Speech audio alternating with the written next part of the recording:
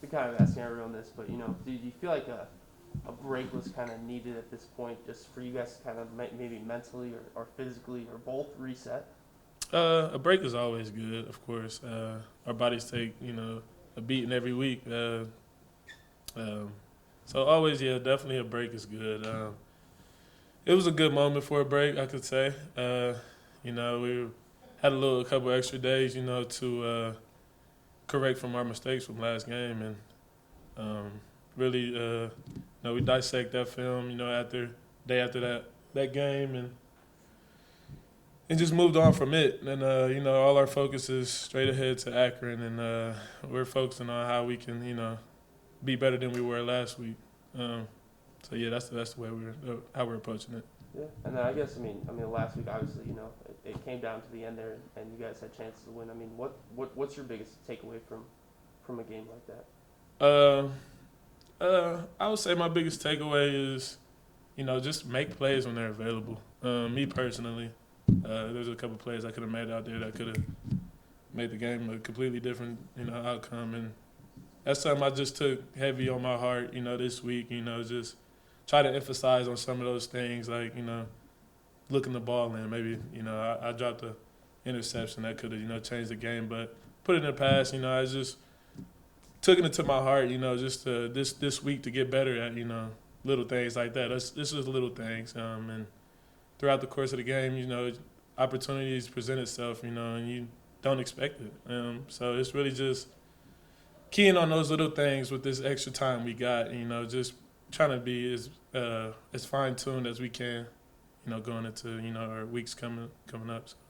And I think the message for a lot of guys has been kind of focus on yourself, focus on what you can control. Is that easier kind of said than done, or how do you guys kind of approach that? Um, yeah, I would say focusing on ourselves. Yeah, it's easier said than done. I mean, you really just whatever you want to be better at, you just attack it. But definitely it doesn't. It's different little strides. It just don't happen like that. So it's really just staying true to what what you want to improve at, and just focusing on yourself in that aspect. So. And I guess lastly for me, having Brandon Martin back out there, what does that do from a defensive standpoint, having a leader like him out? Great, I love having that guy out there. That's my roommate. You know, it's just something about Brandon. That guy just brings so much liveliness to anything. He's been through a lot himself. So it's just great to always be next to him on that field and knowing what he's about to give. Put forth on that field. So it's always a good thing having him out here, and I love having him for sure. Jay, tell me about that interception a little bit. Just what it The looks. drop one? Yeah, like what that looks like when it's coming at you. It's obviously coming in hot. Well, obviously, the quarterback's not throwing a defensive guy the ball, so you never expect it.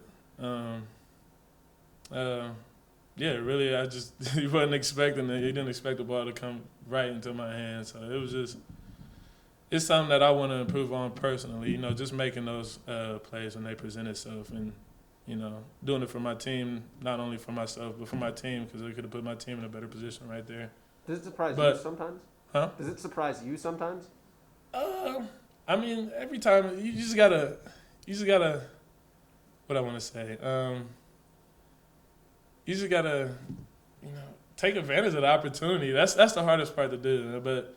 Throughout your week of preparation, you got to throw things in there like, catching balls on the jugs and little things like that. Get used to having the ball in your hand as a defensive player. You're less likely to have the ball in your hands throughout the week.